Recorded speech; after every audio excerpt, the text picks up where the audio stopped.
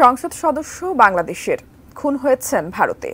খুনের সাথে জড়িত অভিযুক্তরা সবাই বাংলাদেশি। তাই এই ঘটনার বিচার প্রক্রিয়া নিয়ে নানা প্রশ্ন, নানা কৌতূহল। আইনজীবীরা বলছেন, এমপি আনার হত্যার বিচার বাংলাদেশে হওয়ার সুযোগ নেই। ঘটনা যেখানে ঘটেছে বিচার হবে সে দেশের প্রচলিত আইনেই। ঝিনাইদহ ৪ আসনের সংসদ সদস্য আনোয়ারুল আজিম আনার কলকাতায় যান গত ১২ই মে। সেখানে গিয়ে তিনি তার পূর্ব পরিচিত গোপাল বিশ্বাস নামের একজনের বাসায় ওঠেন। পরদিন চিকিৎসকের কাছে যাওয়ার কথা বলে ওই বাসা থেকে বের হওয়ার পর থেকে নিখোঁজ ছিলেন এমপি আনার।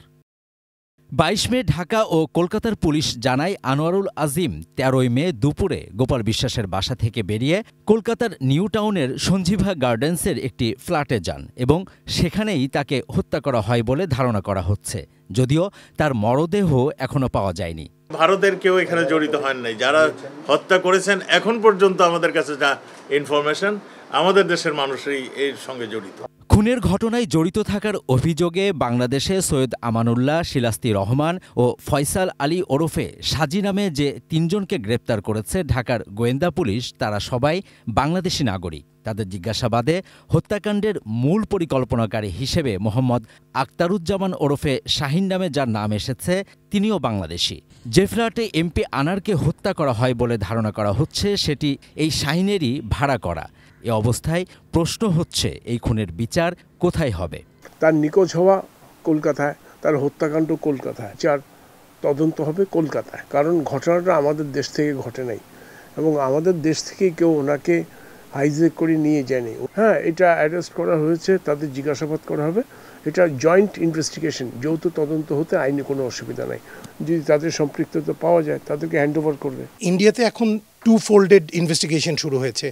ইন্ডিয়ান আইন সেন্টার, ওরা দিল্লি থেকে, ওরা একটা ফরেন্সিক ডিপার্টমেন্ট এই পার্টিকুলার মার্ডারের উপর কাজ করছে। আর কলকাতা পুলিশ অলরেডি একটা কমপ্লেন লজ করেছে, আর সেই কমপ্লেনের উপর ওরা ইনভেস্টিগেশন করছে।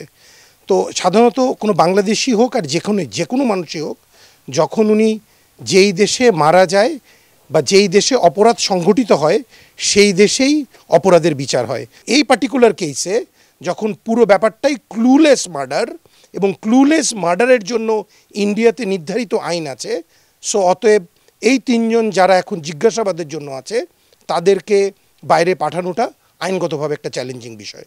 এমপি আনারের মেয়ে বাবার হত্যাকারীদের ফাঁসি চান। তারা কেন করেছে, কি জন্য করেছে, আমি বিচার চাই। কিন্তু তিনি বুধবার বিকেলে রাজধানীর শেরেবাংলা নগর থানায় অপহরণের মামলা করেছেন। আসলেই এটা কিডন্যাপ হয়েছে কিনা বা কিডন্যাপের আইনের যে উপাদান আছে সেই উপাদানগুলো মিট করা যাবে কিনা, এটা কিন্তু অনেক চ্যালেঞ্জিং। জাবেদ আখতার, এটিএন নিউজ, ঢাকা।